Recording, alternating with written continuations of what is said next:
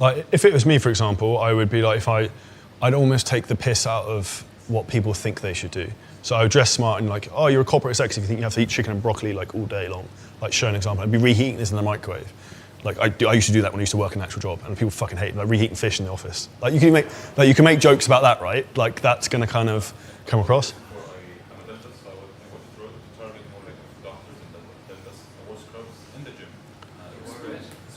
Like a, yeah. Yeah, because I told her with that. Like, if it was me, I'd wear a suit in the gym and like record something like that, just make it different. Yeah, it's the same thing because people know you're for them or not for them, if that kind of makes sense. What's that, sorry? To be honest, that wasn't actually, it was a cool idea, but it didn't do as well as I thought it did. I think the hook on the Captain Hook wasn't as good as it should have been. Yeah.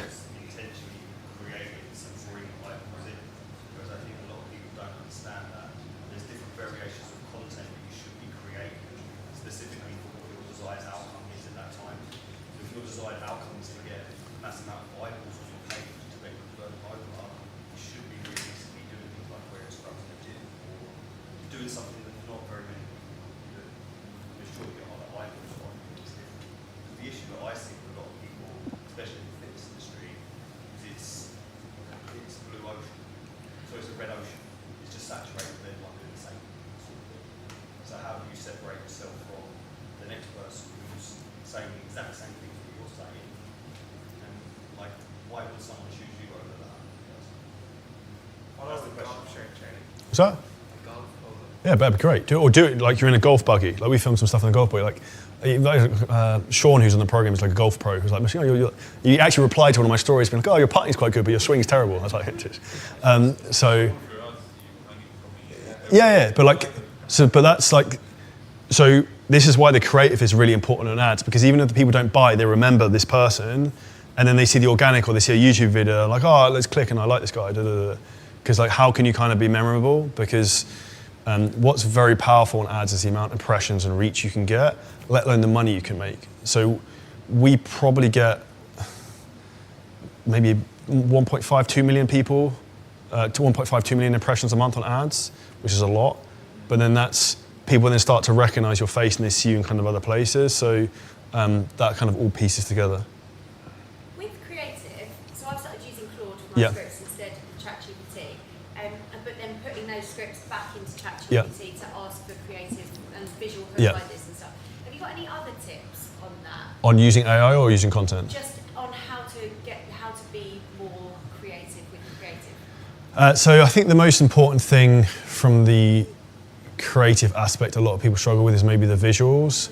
And then also, okay, so what I would ask, this is the best prompt you can put into AI for anything, is, and it's so simple, is rate this out of 10. Oh, okay, yeah. Like, oh, this isn't, and it'll come back and it's like a 7.5, and it'll tell you why. Okay, like, now make it a 10. So that will help a lot. The script or the video once you film The script. Yeah.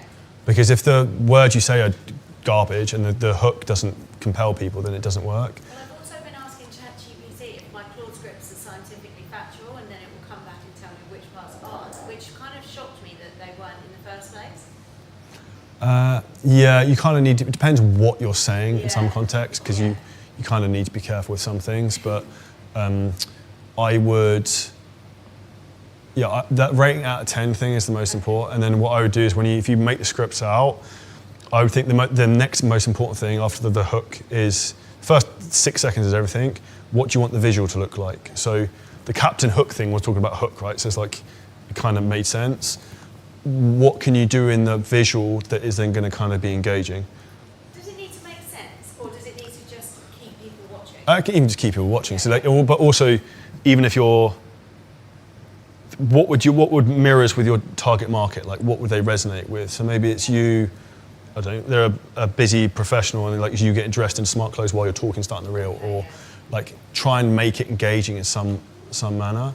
The second thing from a content perspective I've started to see do quite well is, well, carousel's crushing, and then secondly is so easy as well, is using text that's very engaging or is going to create conversation, like overlaid on images as reels, like that, because a lot of people will kind of share them and resonate with them. So if you have a certain belief that, I don't know, about ketogenic diets, or like Shane, I imagine you probably have some health, but like something about the dehumidifiers again would be another good example. That would be a good thing you could do that on, right? Yeah. Yeah. Dude, I got 4 of them now. Yeah, I got loads of them. It's annoying. You have to keep empty all the time. Bro, it's insane. But that's a great content idea. So like, I would 100% do that. So yeah, if you can have that kind of variation, the text ones, if you can get, but also, when we spoke about LinkedIn, LinkedIn is a really good place to test stuff.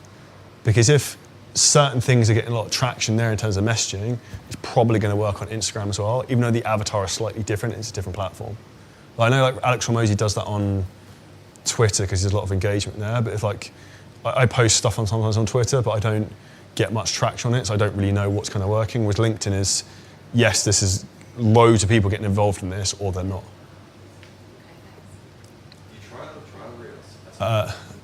You see my post on there?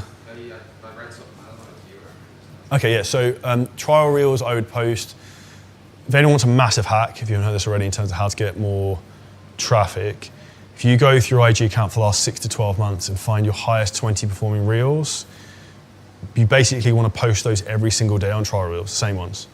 Because they're... Do you save them? What's that, sorry?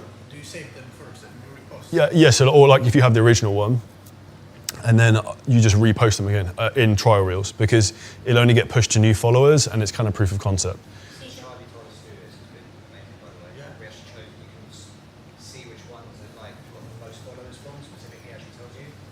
And then we can repost those, like every day we post 10 trial reels. And it's so easy. No, it costs you nothing. It's completely free, dude, and it gets pushed to new people.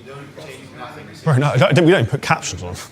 We just literally just upload them and off it goes. So it's a massive hack.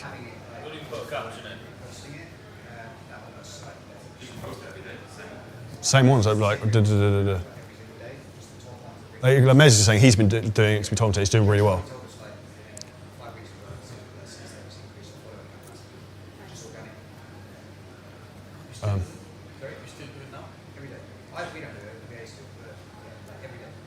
Yeah, if you're not doing that, that's another massive hack.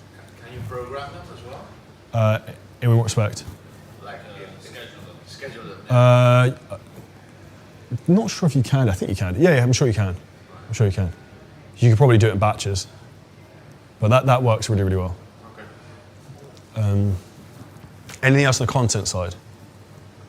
Itaza, do you have anything you want to add on the content side? Let's say you're going to do like a scripted ad for a week. What we do then, do you still do like the Hopperton Awards? Like, how would you optimize that? Because that's something we're on. Sorry, how long do you want the ad to be for a lead magnet? How long do you want the ad to be? And the best parts of the scripts. And I think similar things that you do like golfing, but like, would you actually make sure it's relevant to the background experience is there, or would you test it where it's... Yeah, I would say what's really important with ads is, so if you're going to run them in Ads Manager, you want to have try different variations of ads and look for what works, then kind of do more iterations of that. So then what I would look at is, say, for example, I would test some things that are just like graphic ads, and then I would test, so like a really easy ad that works very well is if you have really good copy, like white text, black background. Like we have one that's like how to, I don't know, 10x your leads and followers for free or something, I can't remember, it's off the top of my head. But you could have something like how to 10x your fat loss in under 30 minutes, something like that, for like a free lead magnet. And a lot of people click on it because it's really easy and clear to kind of understand what it is. When it comes to video ads, I find, because we use Hyros to track the data, the image ads that kind of more clickbait tend to get cheaper cost per leads, but the ones that come from videos tend to actually make more money. So what I look at is I try different styles. The max I'd probably try and make an ad is maybe 45 to 60 seconds. But I'd probably try and keep them shorter if it's to a lead magnet. Because it's like a lower ask, right? So, because I'm giving you something, I'm not asking you to try and get on a call or watch a training or da-da-da. So I would also try and put some social proof in the ad. So, what's the lead magnet you're thinking of? For instance, What's the lead magnet called? Okay, so let's say it's a Waitrose fat loss guide. Let's say the ad could be, I don't know, say if you want to make a clickbait, you can get those fat things of like, are you a busy executive who's shopping at Waitrose and doesn't know what to eat and you want to lose all this body fat? Like you could have a visual representation of that, and I'd be like, I just put together the 5-step checklist for what you need to eat at Waitrose to drop 10 pounds in 30 days. Just like Itaza, who did X to Y, just like Holly, who did it. If you want free access to it, hit the link below, something like that. Yeah, it's like hook, what the thing is, case study, client result. If you want instant access, and also what you want to do is you want to make it something that I found helped a lot is you can implement this in under, or you can get access to, or you can do this within. Like, so it's ease of them doing it because you don't want to make it sound difficult. But when you do that, it's just like testing the hooks. So some of the hooks that work really well that I see on any type of ad is, are you stuck X, Y? Do you have no clue how to do da da da da? Are you this person who wants to achieve X, Y? So are you